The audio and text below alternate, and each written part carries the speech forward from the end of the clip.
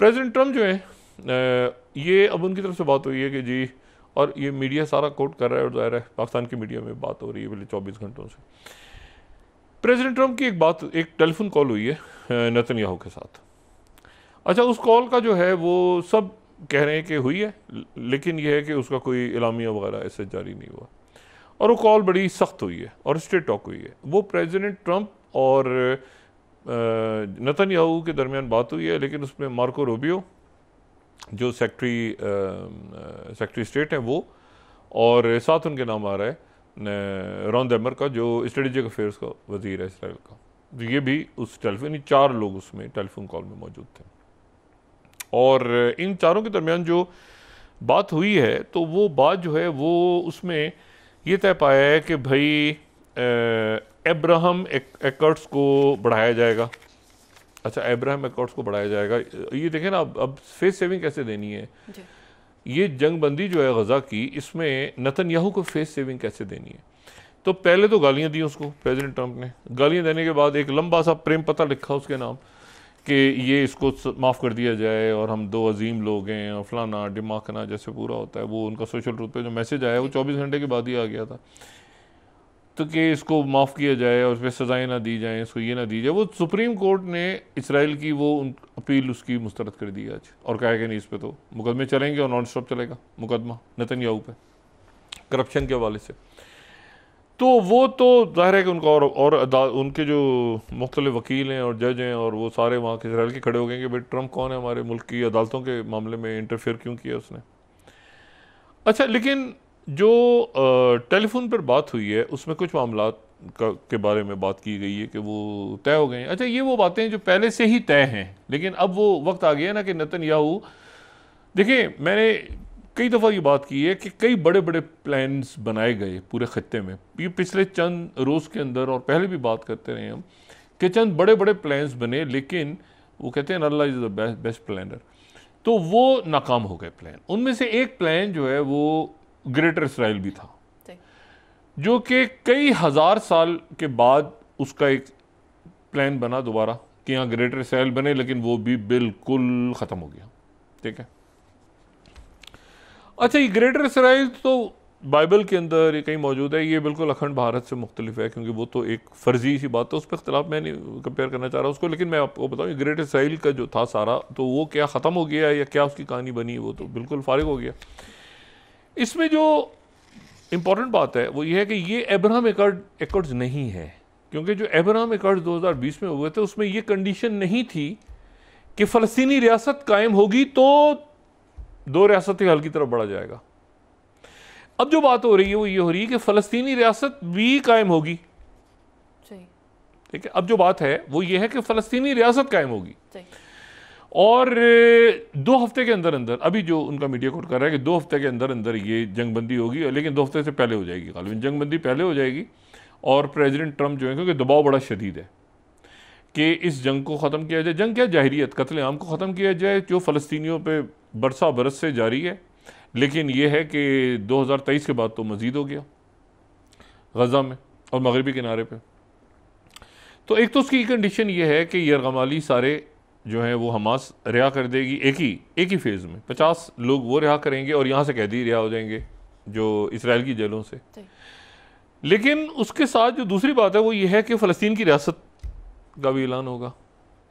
अच्छा, फ़लस्तीन की रियासत का जो ऐलान होगा तो उसमें एक तो गज़ा, दूसरा जो मगरबी किनारा है, जो मगरबी किनारा है दरिया उर्दन का मगरबी किनारा। अच्छा, वो हम उसे मगरबी किनारा कहते हैं, दुनिया में उसे मगरबी किनारा कहती है, लेकिन जो अहदनामा कदीम है उसके मुताबिक जो है ये जो किंगडम ऑफ जुडा और किंगडम ऑफ इसराइल, ये जो है ये, या इसको जुडा और सुमेरिया कह दिया जाए, ये उनके ये अगर हम मैप दिखाएं यहाँ पे फर्स्ट, तो ये 2 किंगडम्स थी। ये जो बनी इसराइल के 7 कबीले थे, तो उसके बाद वो कबाइल जो आके बस गए थे, तो जिन इलाकों में 2 किंगडम्स थी वो इलाके जो हैं वो अब मगरबी किनारा हैं। ठीक है, ये मगरबी किनारा हैं।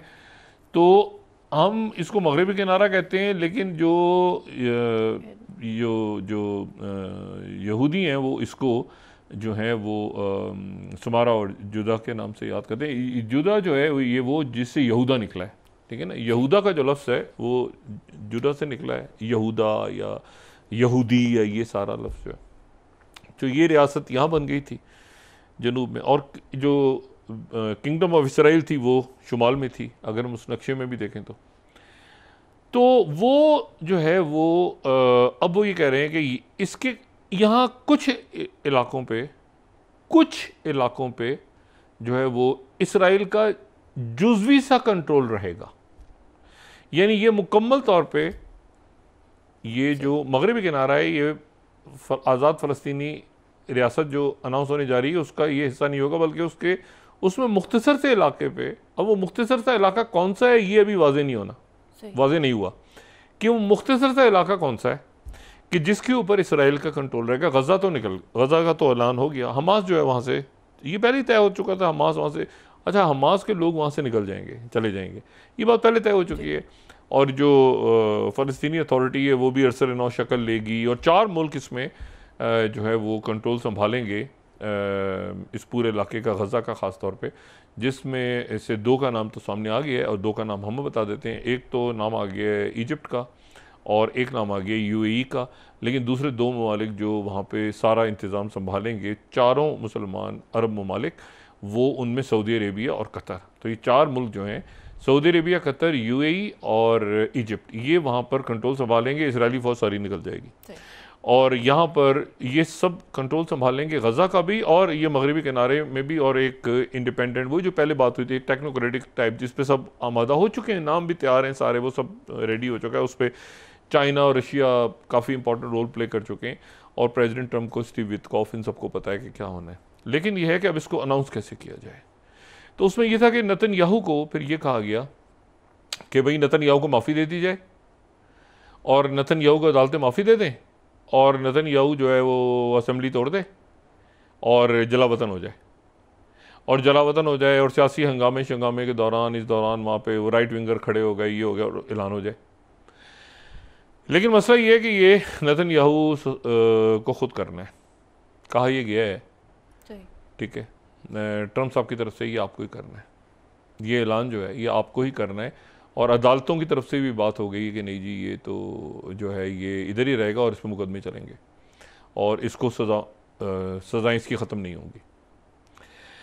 अच्छा, अब यहाँ पर ज़रा थोड़ा सा इस बात को हम देख लेते हैं कि ये जो सारा इलाका है फ़लस्तीन का, जहाँ पे ये सेऊनी रियासत कायम हुई आके, ये 1948 में कायम हुई, इसराइल बना। और ये जो है ये आप समझें कि कोई 1800 यानी उससे कुछ साल पहले, अगर 1948 में बना है तो आप समझ लें कोई 50 साल पहले, 50 साल पहले ये आइडिया आया। ये उससे पहले आइडिया नहीं था, ये आइडिया उससे 50 साल पहले आया, सिर्फ 50 साल पहले। और ये जो है ये 50 साल पहले ये आइडिया आया कि भाई यहाँ पर जो है वो ऐसा है कि एक